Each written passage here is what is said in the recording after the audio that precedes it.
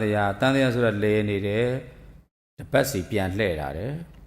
အကြီးတို့ကချားစီလိုက်တယ်အပေါ်ရောက်သွားတယ်တခါတော့က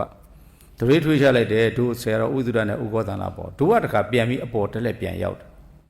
အဲ့ဒီကျရင်ငါတို့ကလည်းပြန်ပြီးရှုပ်ပေါက်ချမယ်တရေထွေးမယ်အဲ့ဒါကခလက်စားချေတဲ့ပုရုဇဉ်အကျမ်းသားတွေနေခွန့်လွတ်ကြည့်မယ်အရိယသစ္စာနေနှစ်ခုလုံးရွေးလို့ရတယ်ကြက်တယ်လို့ရတယ်ကိုယ်ရင်မီးရှို့လို့ကိုယ်ပြန်ရှို့တယ်ရှို့လို့ရတယ်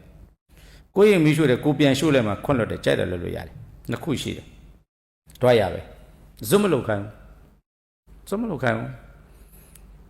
ဒါဒီစောက်ထဲမှာဒါတွေလည်းပါတမ္မာဝတီတို့သူကြမ်းလှမ်းကြည့်လိုက်တယ်လေဟိုမှာမီးရှို့မလို့လားလို့တွေ့နေတာပဲအဲ့လိုဆိုတော့ဒီဘုန်းကြီးကသီးခံမဲ့တရားတွေဟောနေဘာလို့သီးခံမှာလဲရတယ်မခံနိုင်ရတယ်သီးခံလိုက်တာဖြစ်ချင်းကြောင့်အဲ့တမ္မာဝတီတို့မိန်းမတွေဟာမိန်းမဘဝနေယောက်ျားဘဝပြောင်းပြီးဗမာတွေဖြစ်ကုန်တယ်အကြီးပေးလိုက်ရတာတော့မီးတော့ရှုပ်ခံလိုက်ရတယ်ဒါပြန်ရလိုက်တာတော့ကြီးတယ်အဲ့ဒါကွက်ကိုရွေးပေါ်တယ်